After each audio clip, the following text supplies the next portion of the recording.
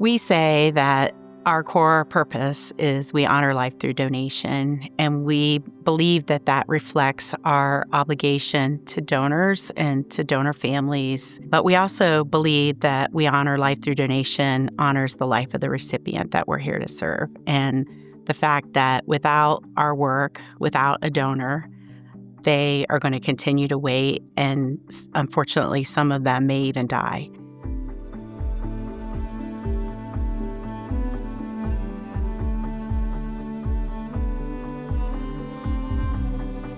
Life before kidney disease was a lot different than it is now. I had a cool career in the marketing industry. I was married. I traveled a lot. I was just able to pick up and go and do what I wanted whenever I wanted.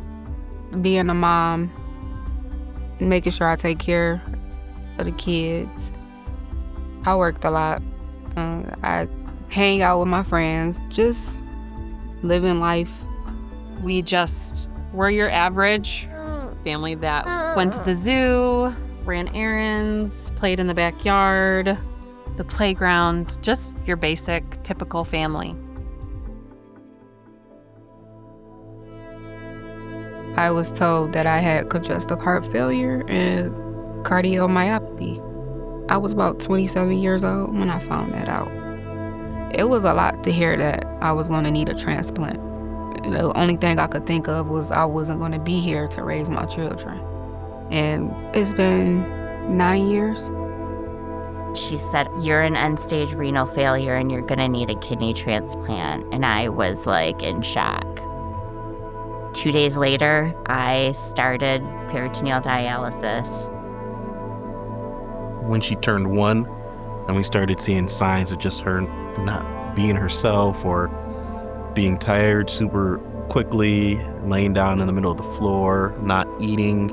It was very slow, but she just we lost Cicely is, I think, the best way to say it. The head of pediatric cardiology comes in your room and says she was diagnosed with restrictive cardiomyopathy.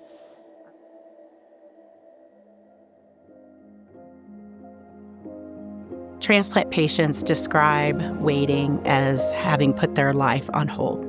They can't plan, they can't think about tomorrow's or the next day or the next day, to only be able to focus on the fact that my life hinges on a donor and a donor family saying yes to organ donation.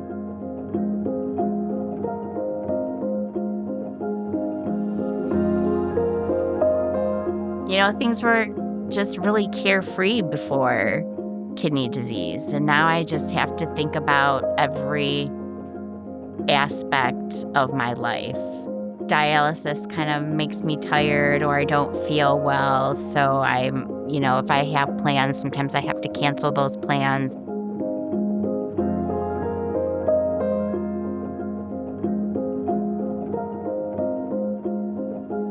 Now I have to make sure, before I get up and go, that I have everything attached and I have my batteries and I have everything in my bag.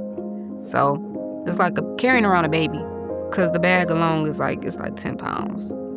I'd be tired a lot.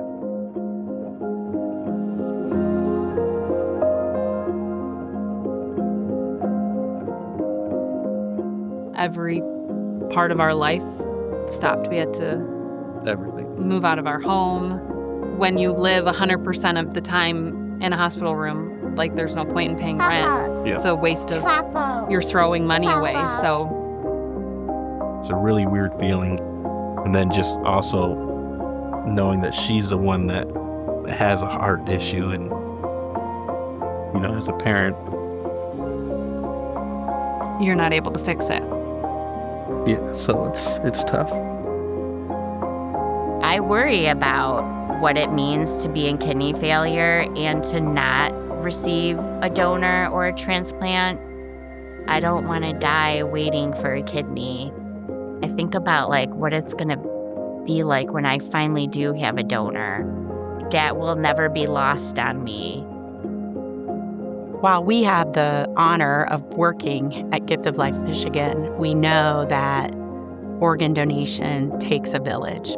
Without all of those stakeholders working together, a child continues to wait, oftentimes in a hospital, with their family at their bedside with the rest of their life on hold, or going to dialysis 3 times a week. Their lives are on hold until they receive that life-saving gift, and we're here to make sure that that happens.